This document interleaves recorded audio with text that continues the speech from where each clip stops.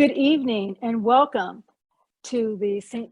Petersburg chapter of the Links Incorporated Services to Youth Facet Youth Mental Wellness Series. This is the first of our series that we are having this evening, focused on our youth. You know, this has been such a difficult year for so many of our children, of our teenagers. It's been a tough season for so many of us. And we really wanted to put together a series to really focus on self-care and really taking care of, of ourselves. And, we've gone through so much and our kids have gone through so much. And it's important that our youth have an opportunity to learn some skills, to learn why it's so important to focus on their well-being, because it really can have some consequences. A lot of times, people might look and they can see when someone's coughing, or they can see when you have, when you have a broken arm or a broken leg, and you can see what's wrong with you. But when you're hurting on the inside, people really can't see that. And it's really important. It's very, very important to understand, what your mental wellness, what that does to your overall, to your overall persona, and how that affects you, not only in the short term, but in the long term. So we wanted to really put a focus on that and to be able to help our youth to be able to learn some tools and learn some strategies that they'll be able to take with them. So first up is really being able to cope through the holiday season. And we wanted to be able to introduce you to our panel of experts that we have that's going to be presenting this evening. So first, we will be having Dr. Marilyn Fudge. And Dr. Fudge is the program director for the Obstetrics and Gynecology Residency Program for Bayfront Health. Born and raised in St. Petersburg, Florida, Dr. Fudge earned her BS in microbiology and her medical degree from the University of Florida. She also has a Master's of Health from the University of South Florida. She is board certified in obstetrics and gynecology. Dr. Fudge is a mother to two lovely daughters, and she will be our first panelist that you'll hear this evening. So after Dr. Fudge, you will have an opportunity to hear from a young superstar athlete born and raised in St. Petersburg named Jalen White. And Jalen White is a local scholar who has helped redefine the perception of what a typical athlete is. Not only was he the 6A Player of the Year when he led his Lakewood Spartan team to a state championship, he was also the school's student government president. Many of the St. Pete Police Department Advisory Board, and a past member of the AKA Academy, where he was named Pathfinder of the Year, and captain of the AKA Academy debate team.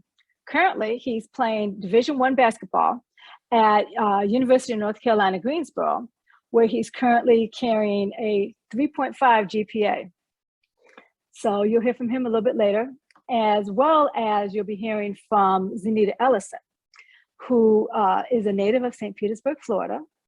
She's a mother, licensed mental health counselor, certified life coach, and the owner and operator of New Vision Behavioral Health Incorporated. New Vision Behavioral Health provides mental health and addiction counseling services to all ages, specializing in youth-based services. Zaneta coins herself as a transitional therapist and life coach. Her work as a transitional therapist life coach is to support, uplift, encourage, and bring healing to the lives of others, to assist individuals to move past their deepest and intimate place of pain. Her work enables others to see past their present circumstances and strive towards a place of authenticity, clarity, and mental emotional wellness. So we're going to have Dr. Fudge actually open us up first. And Dr. Fudge, if you don't mind, could you tell us a bit about the effects of stress on the body and how that affects the body, and what some of the short-term ramifications and what some of the long-term ramifications of stress, on the body, Dr. Fudge? Hello, yes. Good morning, good evening, everyone. I guess most people are probably wondering why an OBGYN is talking about stress. Well, because even though I only treat women, a fair amount of the women that I see are stressed. And when you think about the role of women in terms of caring for the household, we're true caregivers to our family, to including husbands, significant others, children, parents. That does create a lot of stress. So I often see women in my office that have particular complaints, but a lot of times there's nothing medically in the sense of a test that we can diagnose, but a lot of times it does amount to stress. And especially, I think, over the last 2 years that we have been dealing with the pandemic and some of the ups and downs that families have suffered, or just the anxiety of worrying about getting COVID, or what happens if someone you love has gotten COVID and then passes away. So there is a lot of stress, I think, in everyone at this time, but particularly I know we're talking about stress as far as it pertains to athletes. And so stress to me is a diagnosis, not unlike other medical diagnoses that you do have to manage. And so the goal is to really figure out how you can manage and how you can cope with that. I am not going to necessarily get into that because I feel like we have an expert on the panel who can talk a little bit more about that. But what I would like to talk about is really briefly, I have two slides that I like to share. The first slide just kind of really talks about, since we're thinking about this from an athletic standpoint, and what happens to, some of the things that happen with an athlete. So being a college athlete, as I know too well, because I had a daughter that chose that path, is very stressful. Many of our college athletes obviously played in high school. And so they went from, sometimes being the star in high school to going to college, and when everybody is kind of a star. So it's a very different ball game. And so there is the stress that they have and that are listed here. But I think that there is so much that goes into it. No one understands the type of schedule that they have. They have a demanding workout schedule, a demanding practice schedule. And if they're doing it right and getting their education as well, they also have a demanding study schedule. So stress, you see on there, stress and anxiety is one of the most common concerns that our athletes deal with, in addition to other things. And I think that, stress and anxiety and some of the worries that go along with that are really important to make sure that whoever you are, college athlete or not, it's super important to stay grounded and figure out the best way for you to cope, because stress affects every part of our body. And so when you look at this here, when you look at a college athlete and you think about what's going on, I've had the opportunity to talk with a college athlete who actually was having somewhat of an eating disorder, was also having some adjustment to the college life. And so it created a lot of stress and anxiety for that young lady, just trying to cope with that. So it's definitely a topic that's important to cover. If the next slide is one of my, I won't say a favorite slide. However, it is a slide that I think answers the question as to what stress does to our bodies. If you look at this schematic, it's a woman here, but it basically what this is showing is that stress has an effect on every part of our body, from head to toe, whether or not we realize it or not.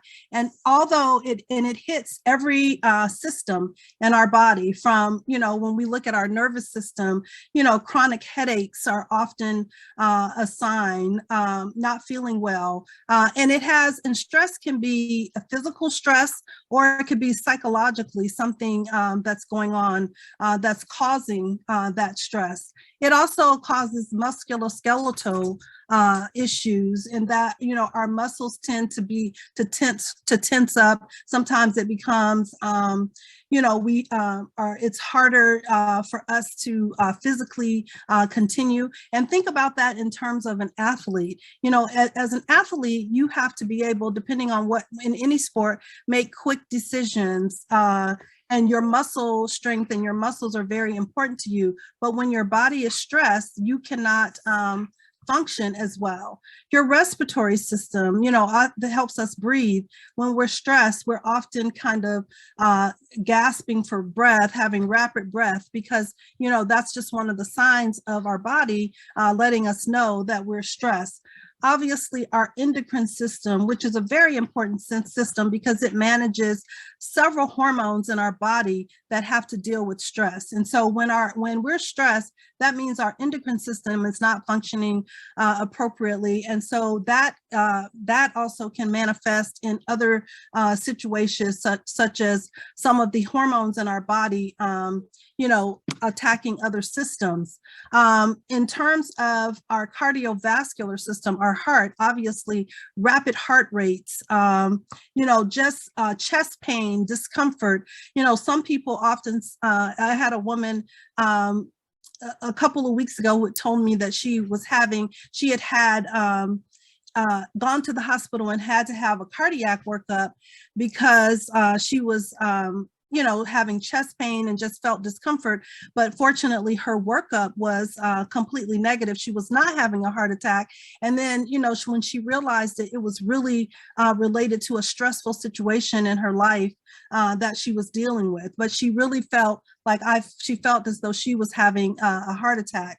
The GI system, many people experience GI upset. You eat and your stomach doesn't feel well. You can't really tolerate eating. You always seem to have an upset or nauseated stomach. And then again, our reproductive system, for men and for women, stress really affects the way our reproductive system works as well. So you can imagine that if you're a college athlete, you've got games, you've got practice, you've got school, plus all the other things that are going on the campus that you would like to be involved with, that it does create a lot of anxiety and stress. So I think that the best way to deal with it is really to have the coping strategies that work well for you. And I'm sure that we're going to hear from a college athlete, and then also from the specialist, to help us be able to cope better with some of our stress. Thank you.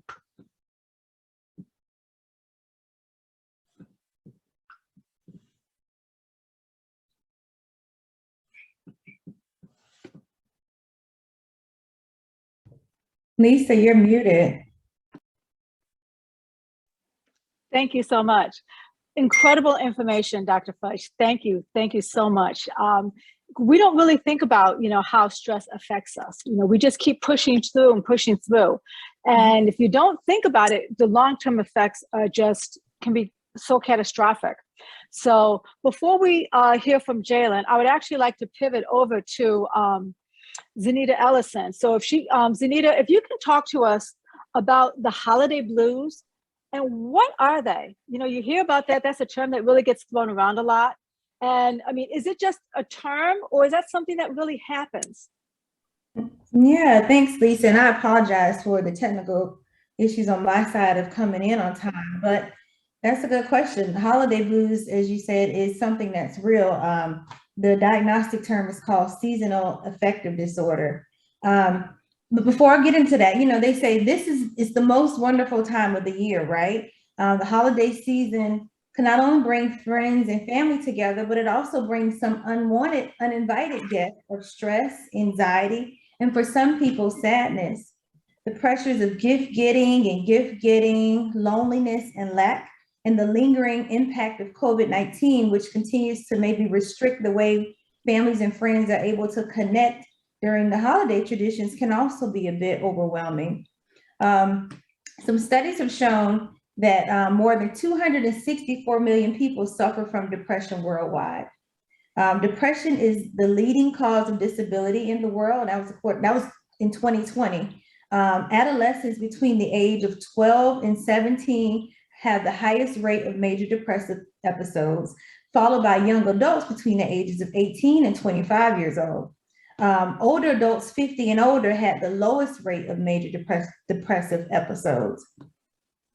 7.1% of children ages 3 to 17 have been diagnosed with anxiety. 3.2% of children ages 3 to 17 have been diagnosed with depression.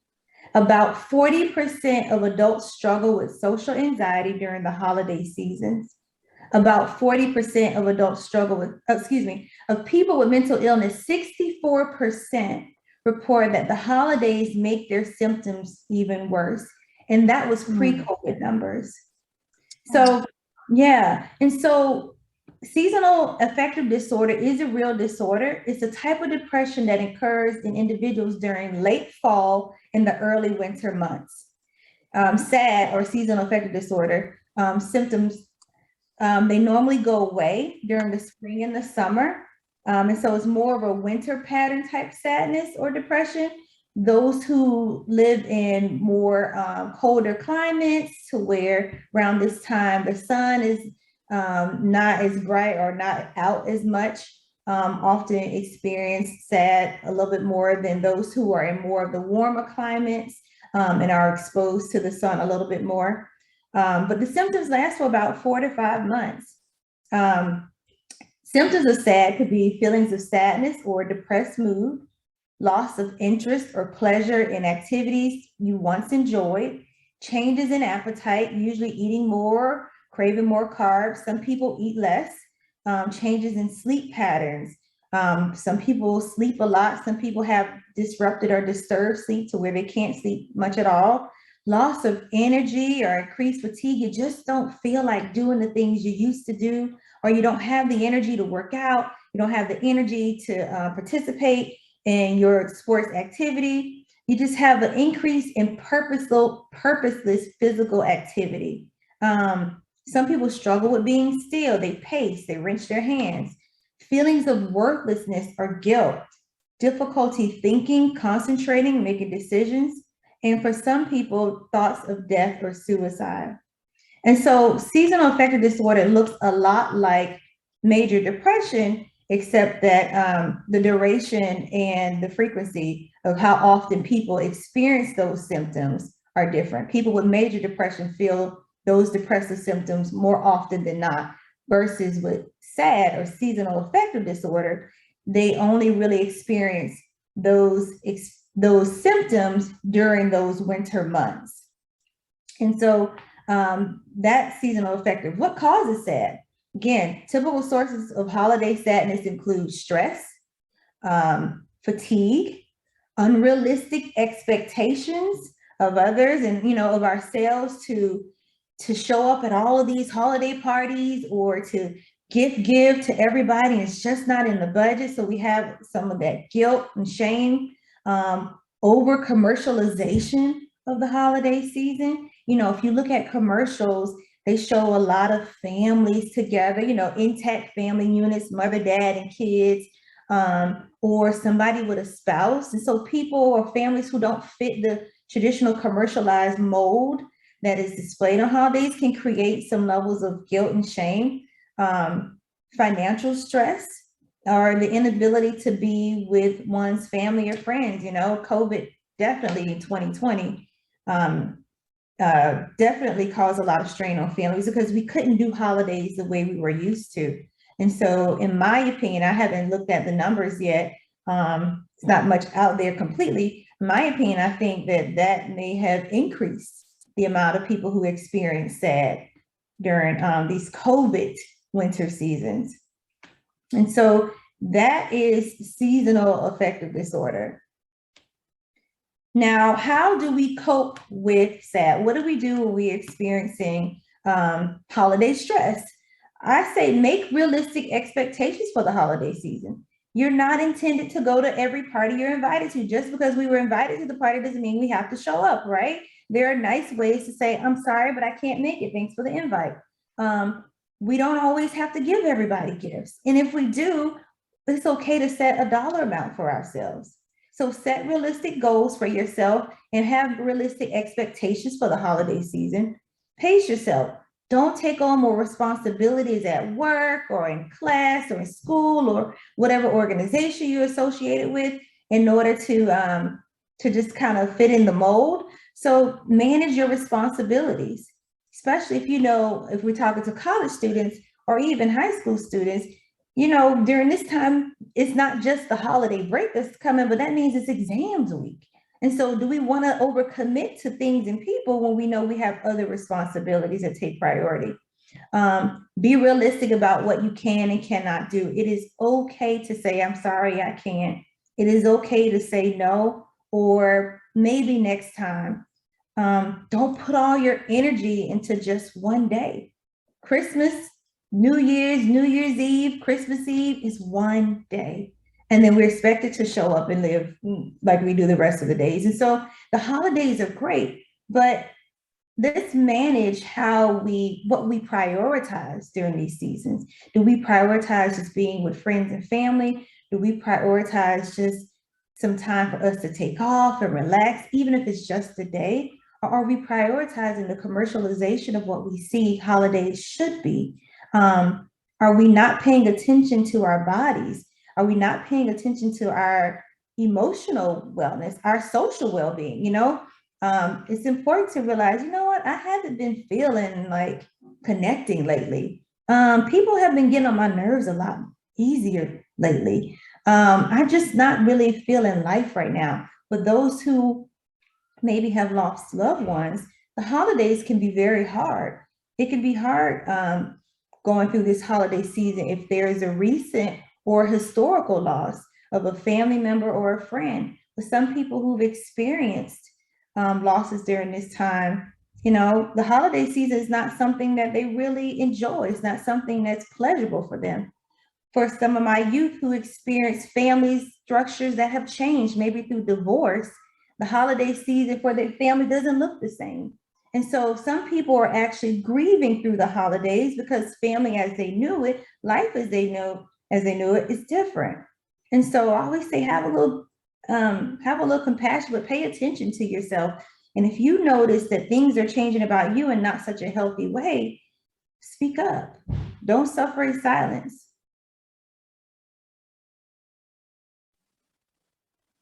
Those are awesome. Those are awesome, awesome tips.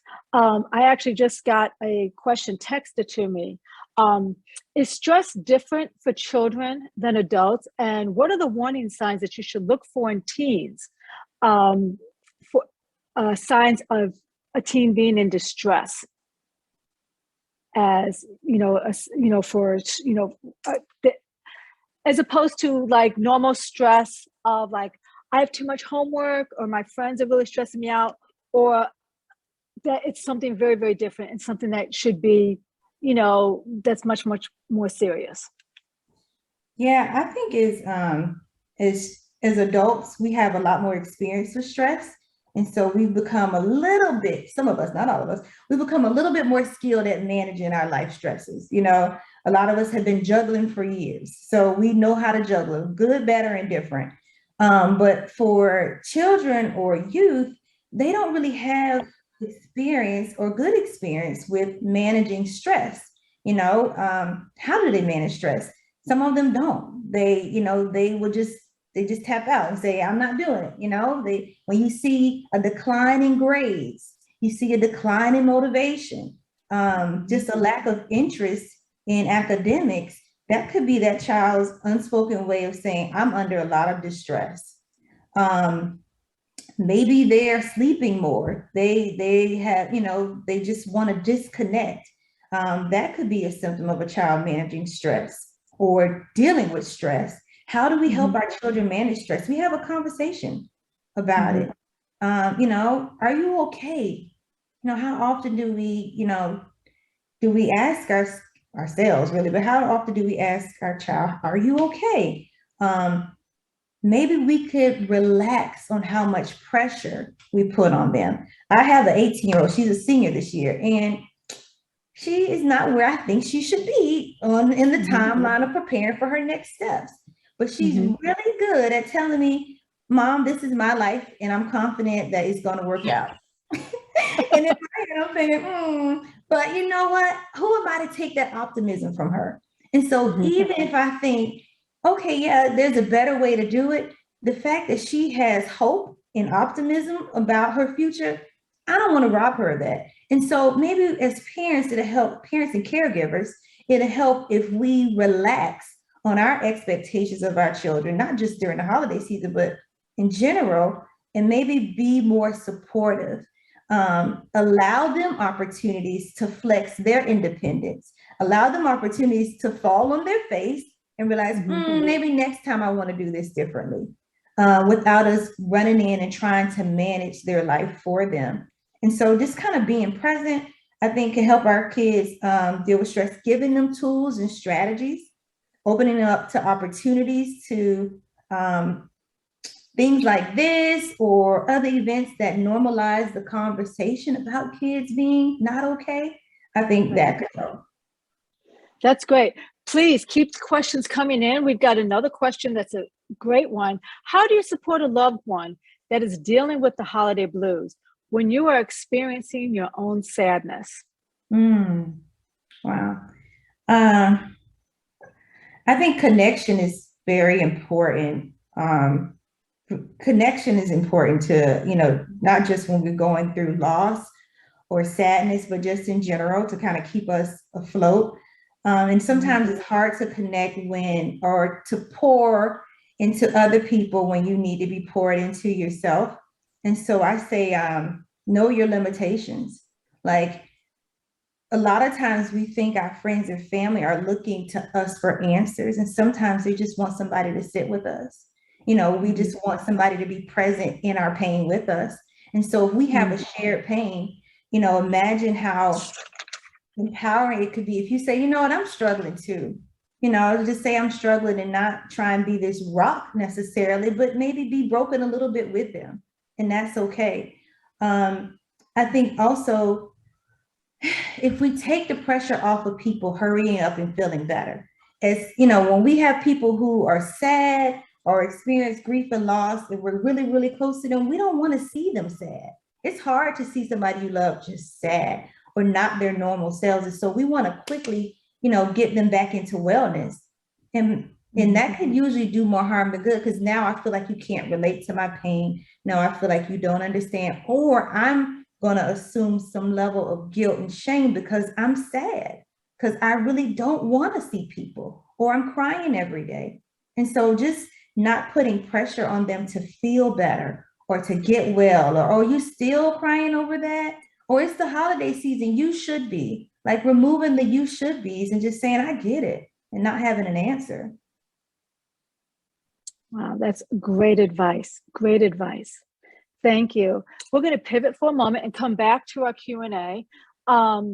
If we can hear from Jalen White, I know that he is in the middle of his basketball season, but I believe he has sent us a recorded message. If we can have that played, or yes, we're going to hear from Jalen now. Whoop, not hearing the audio on that.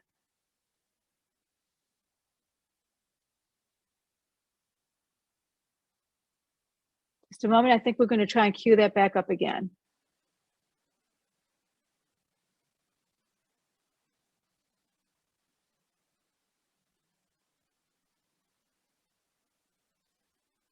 So my name is Jalen White, and I am a junior currently at the University of North Carolina at Greensboro. And I just wanted to talk about how, as young people, especially at this time of year, we find ourselves in situations where everyone older than us just expects us to have a smile on our face and to be happy and thankful for everything all the time. And that because we don't really go through anything that a lot of people older than us go through, whether that be, paying bills or have a lot of family responsibilities, that there's nothing for us to really go through. And that everything's just going to be okay all the time. And, you know, speaking from personal experience, that's not the case whatsoever. I'm lucky enough to be in a fortunate position playing Division I basketball, very close to home and family, but that doesn't mean I haven't had my trials and tribulations. My freshman year in high school, actually, my mom had cancer for the second time. And this was a very turbulent time for me because I was starting to receive a lot of recognition from colleges. I received my first offer from the University of Hampton.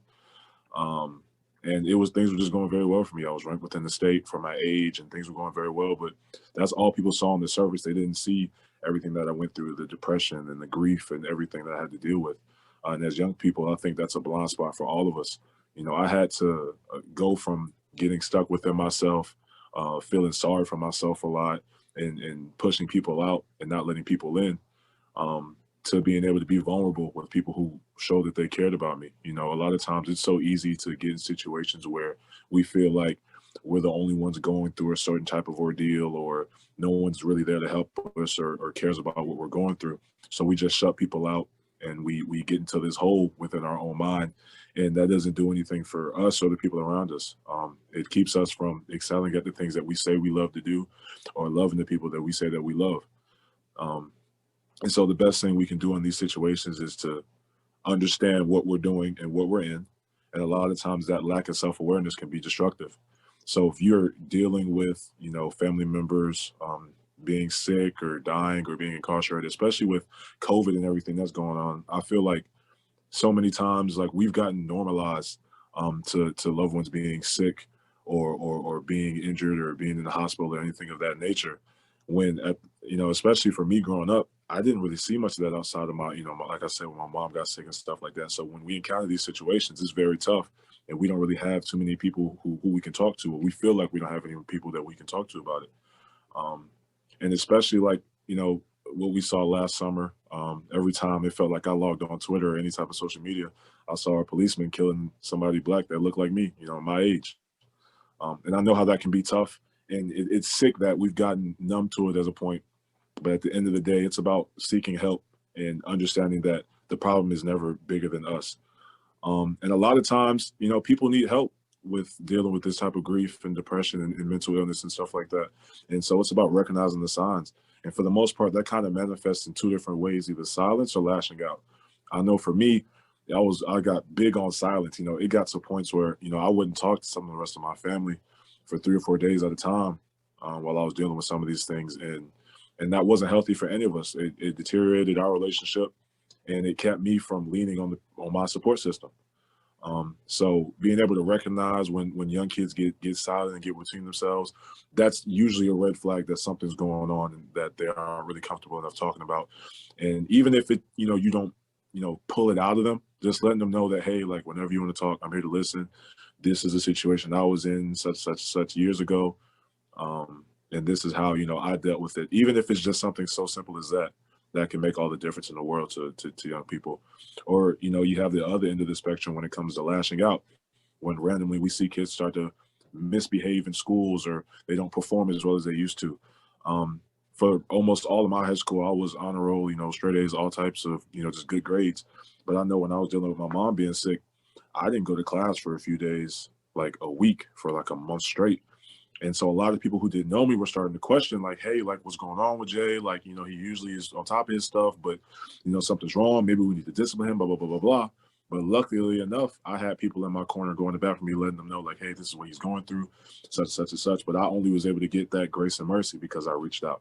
And so I say all that to say, when you're going through these different types of situations, like I said, whether it be your family being sick, someone being in jail, something you're going through as opposed to you, struggling academically or athletically or any sort of extracurricular that you're in, the best thing you can do is reach out and put that shield down and be vulnerable and let people in.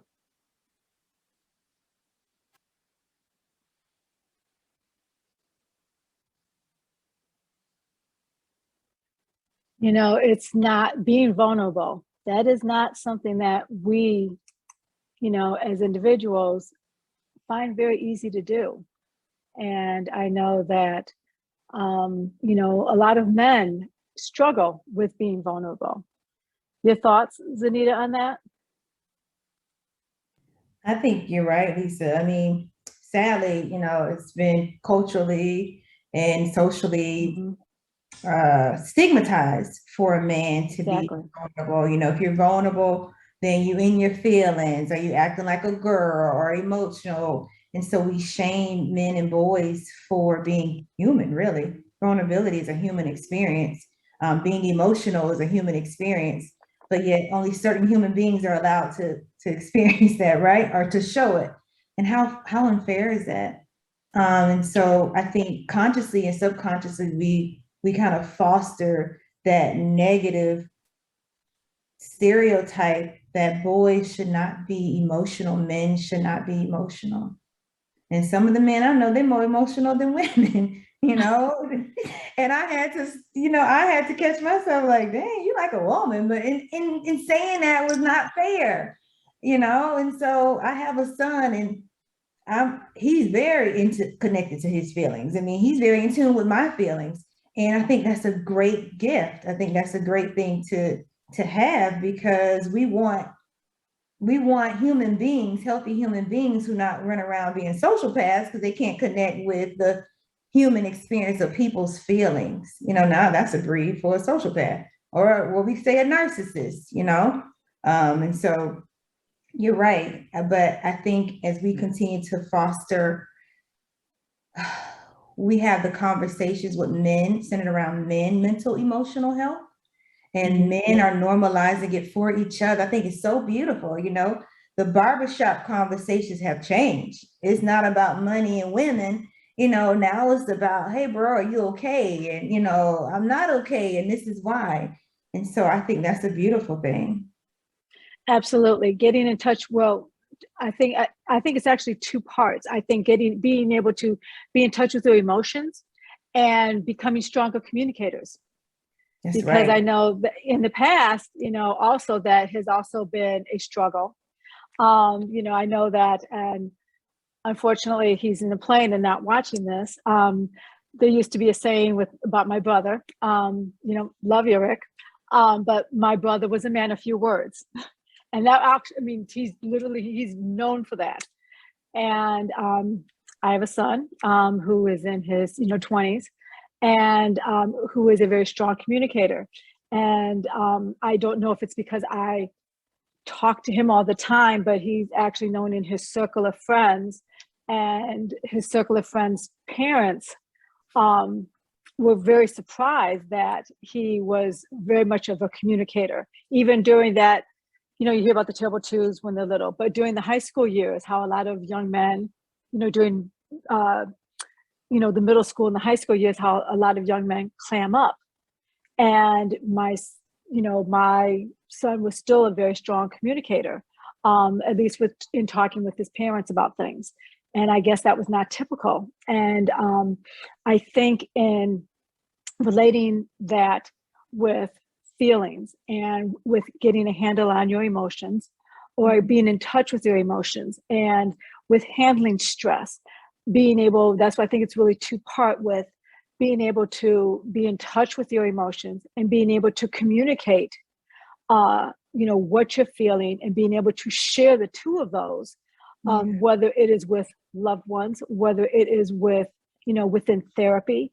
I think that because, again, culturally, that's not something that in the past has been encouraged, but I think going forward is something that is extremely healthy, because when you bottle it up, as Dr. Fudge said earlier, you can see the long-term ramifications of what it's doing to our bodies.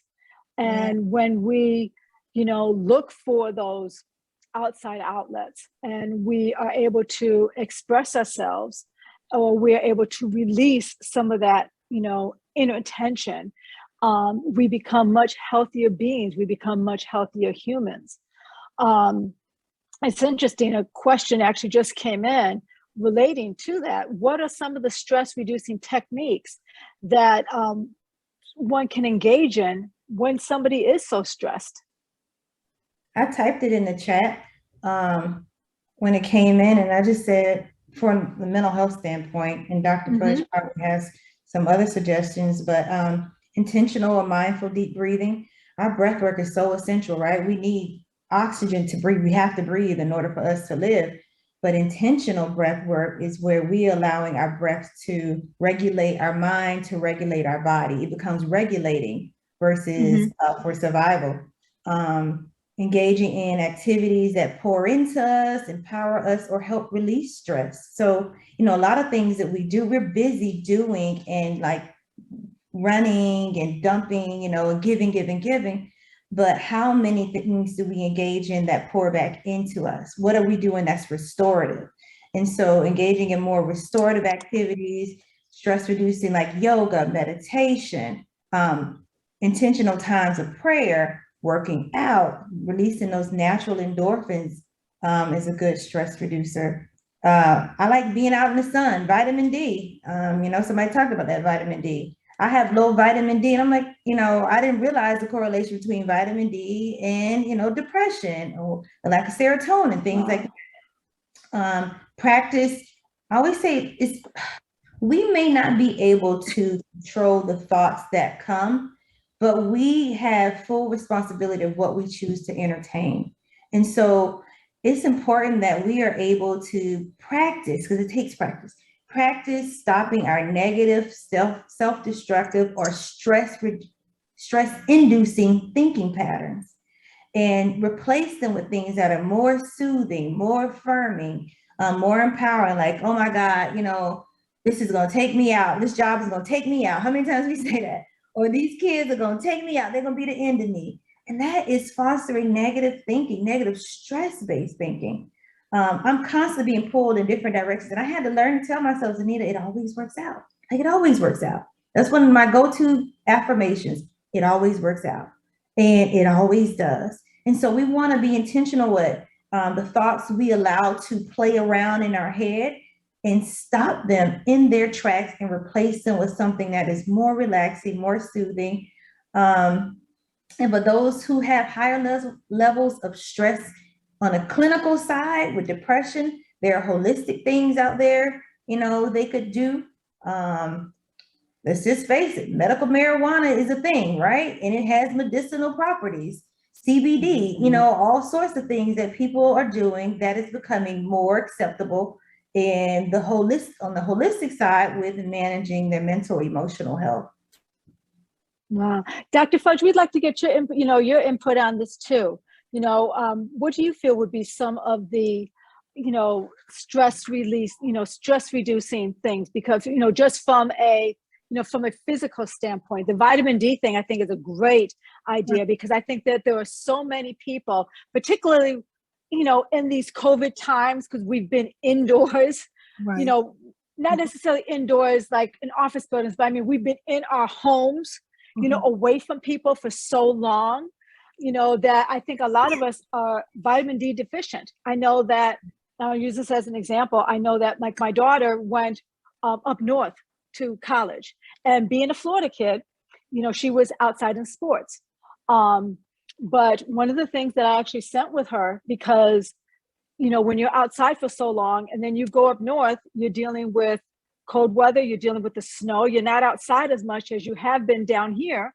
I actually sent a desk-sized sun lamp with her, where she actually put it on her desk, and she would run it like half an hour every day while she was doing her homework. I mean, it wasn't like it was something that was intrusive, but it was something just from a mood stimulating standpoint, just to kind of, get on top of any kind of like depressant or anything like that. What do you, think about that? I agree about the vitamin D. I think that, I don't even know if we really know all of the benefits of vitamin D at this point. Over the last several years, I'm sure of many of you, if you're going and seeing your primary care, vitamin D has been one of the laboratory tests that's added to your routine labs, like when you're checking your lipids and your thyroid and all of that. And part of that is because there have been some studies that have basically shown that there's a direct link between lower levels of vitamin D that have a lot to do with mental health, and they affect stress. They cause more stress. The deficiency causes more stress and anxiety. And I was reading that just taking 1,000 international units, which most vitamin D pills are, it sometimes come in 200 IUs or 400 IUs, but just taking 1,000 of that daily has been shown to reduce like fatigue and feelings of depression and anxiety. So, I mean, I think that the vitamins and some of the other information, you know, we don't know what the benefits of them are, but I do think that obviously taking vitamin D is important, especially if you're deficient. If your levels are normal, I'm not sure how much additional vitamin D you should be taking, because remember, sometimes too much of a good thing can be too much. So make sure before you start taking extra vitamin D that you know what your levels are. I think that the other, you know, and for me, you know, when I talk about stress, I just try to think about what, you know, I wasn't always there. I think that as I've gotten older, you know, it's become more important to me because maybe I sometimes am more stressed out as I've gotten older. But I think that one of the things that has to be, and this is whether men or women, is that you really have to claim yourself, if that's the way to put it. Claim the time for yourself, because we worry about our children. Yes, most of us are kind of at a place where we have grown children, but we worry about them still. We worry about our parents. We worry about, you know, we worry about work. We worry about stuff at work that is bothering us. But I think that it is claiming time for yourself is never underrated. And sometimes you do have to map that out around the people in your world, because the people in your world, in your life, are not necessarily used to you doing that, because you're always on for everyone. You know, you come home, you could be driving home and thinking, oh, I'm so tired, I need to get some rest. And you get home and somebody needs you for something. So there is your rest. And so one of the things that I have really tried to do is try to find, you know, at some point later when my kids were in high school, I would be like, okay, when I walk in the door, unless there's somebody is dying, I need 30 minutes in my room by myself. I just need to like decompress for a minute. And sometimes you need that time, and not feeling guilty about claiming that time is extremely important.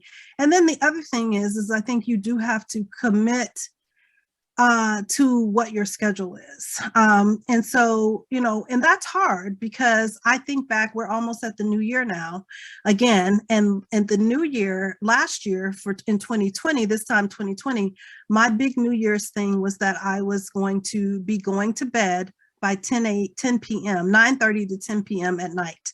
Well, I might be 50% on that. If I'm 50%, that would be good, because there are many nights that I was like, oh, it's 11, I'm not in bed yet, you know, but every time I start off the week, I'm like, okay, I'm going to bed early, but along the way, I kind of fall off. But I just think that setting those kind of goals for yourself. And then the other place, and I think we talked about it, it was touched on, that sometimes and I think that Jalen did a great job. It's wonderful to see a young man, or just a teenager or a young adult, that understands that when you need help, you should ask for help.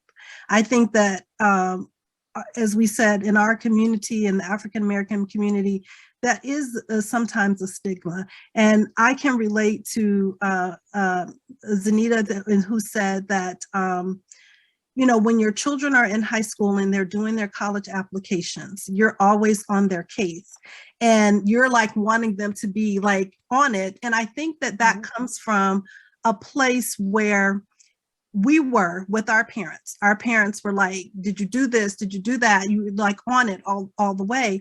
And I remember my oldest daughter saying to me, Mom, I'm just really stressed out about making the decision. And I said, well, you know, why are you stressed out? And she's like, because I don't really want to make a bad decision. And I said, well, remember this, decisions can be good or bad, but as long as you recognize if it's not for you, you can always make a change. There's nothing, you know, making a college decision, if it turns out to not be for you, you can always make a change. And I think at that moment, because I had other people saying that they were getting their children counseling because the decision was so difficult. And I was thinking, really? You know, but then after that conversation with my daughter, I was like, maybe I need to have you talk to somebody because I may not be that person. So I think that that was a way of reaching out. And I think that we have to make sure that when we need help, we ask for help and we not feel stigmatized that because you might need to see a counselor, because you might need to talk to someone, that still you're okay. And that does make you okay. So, I mean, that is great. That is great advice. That is absolutely great advice. I think that is so important. We're almost, you know, getting towards our wrap up. Let me just check the chat to see if there were any other questions in here. Let's see here. I got another question here. Let me just pull over here. This was sent in earlier. We have a question here. You know, somebody that was hurting. Actually, she just buried her husband last week and has been married for over 25 years. And just wanted just some coping mechanisms just to be able to just get through the next couple of weeks. If you guys had any type of you know, tips to be able to help just get her through the next couple of weeks that either one of you guys wanted to share. Well, real briefly, I'll let you, because I think you probably may be able to address it a little bit better. But I would like to just say that grief is okay. A grief reaction, sadness, all of that is okay. And you have to, you know, there may be people in your life that say, oh, come on, you can get over it, you can do this, but you have to really do that in your own time. It's okay to cry. It's okay to, you know, be sad. I think that, you know, that is a normal reaction to it. And you do have to figure out the way to cope with it. If it's with loved ones around or however. And then sometimes you do need to talk to someone about that. You may even need to see a counselor about that too. But I just, you know, would like to say that grief in that situation, the loss of a parent, a loss of anybody that's close and meaningful to you is a loss, and grief is okay in that situation. Right. Zaneta? Sure, I agree with Dr. Fudge. You know, pain is unavoidable. I think by now all of us realize that, you know, some form of loss or pain is an unavoidable professor, as I like to call it, that knocks on everybody's door at some time or another. Whether we saw it coming or we didn't see it coming, we are forced to address it. And so a lot of the times I tell my clients, you know, it's okay to not be okay, and that you don't have to ignore what it is you feel. It's okay to acknowledge what you feel, but pain may be inevitable, but suffering, or our attitude towards suffering, is a lot more intentional than we realize. And so, like Dr. Fudge said, there is a grieving process that, you know, we go through when we experience loss of some sort, especially the death of someone close to us. But I think in that process, it's okay to allow yourself to identify the loss. Like, you know, it's easy for us to go into denial or refuse to acknowledge what it is we're experiencing for whatever reason, maybe because of guilt or shame. But all that does is it delays the process that's bound to happen. And so, you know, be willing to allow yourself to identify what it is you've lost. Connect with that feeling of loss. Sometimes I ask, you know, I have my clients, or even when I experience grief or loss, is, you know, what is it I'm feeling in this moment? I know I'm crying, but what is it that I'm really feeling? Am I angry? Am I sad? Am I confused? acknowledge, look for what it is you're feeling, connect with the emotion that you're feeling. A lot of times, again, we don't want to connect with painful emotions, but I think our emotions are indicators that come up that's telling us something is wrong or something needs to be addressed or something needs to be released. And so allowing you to connect with whatever the emotion is that you identify in that moment. If it's angry, I'm mad he's gone or she's gone. If it's sadness, I'm just sad. If it's hurt, whatever it is, being willing to identify the emotion and connect with it. And in that connection, if connecting with that emotion is very painful or too painful for you to do alone, don't do it alone. Connect with somebody who knows how to support you, either listen to you or give you words of encouragement. If family and friends are too overwhelming, connect with a professional, whether it's a coach or a therapist who can kind of help you navigate the emotional process of your grief. Some people need help navigating it, and that's okay because the pain can be too heavy to try and do on your own. So never allow guilt and shame to have you suffering in silence if you would benefit from having somebody walk you through that grieving process. And then learning to accept that you're experiencing a loss. A lot of times we want to go into denial. And again, denial does not help us. And so accepting that, I've lost somebody or something really, really important to me, and what that entails. And so I say practice radical acceptance.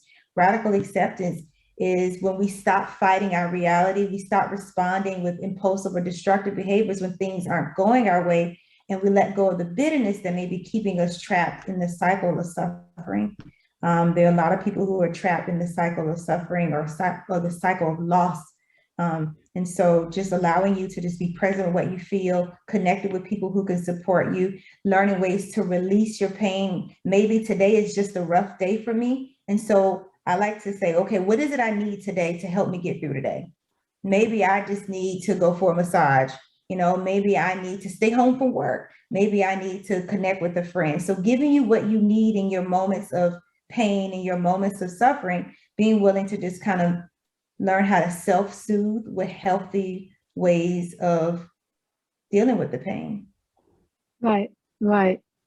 Well, I know we are coming to the end of our time. This has been amazing.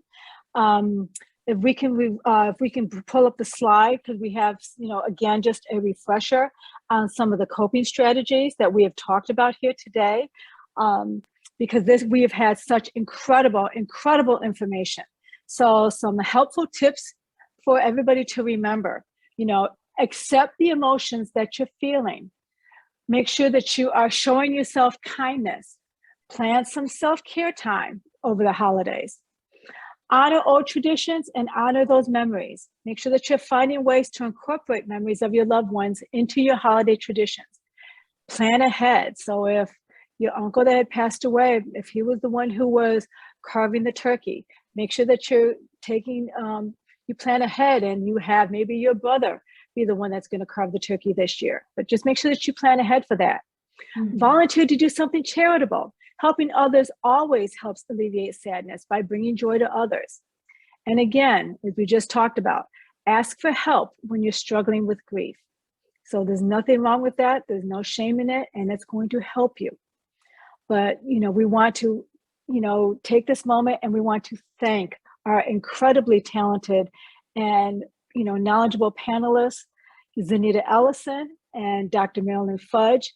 Your wisdom and your expertise has been invaluable. Our session has been recorded and it will be replayed. You can pull it up on the chapter's social media. It will be available in the video section of chapter Facebook area. So you will be able to pull it up there. And this was session 1. Now, don't forget now, we have session 2 coming up on January 13th. That is a Thursday from 7 p.m. to 8 p.m. So we want you to make sure that you can tune in again. And we've got, more panelists coming forth. We want to be able to help our youth just, conquer their fears and make sure that they're making those great choices, and that they're putting their mental, wellness first and foremost and making it a priority for the new year. Thank you so much. Thank you for taking the time to tune in, and we will see you January 13th. Good evening. Thank you so much, panelists. Have a good night. Thank you. Good night.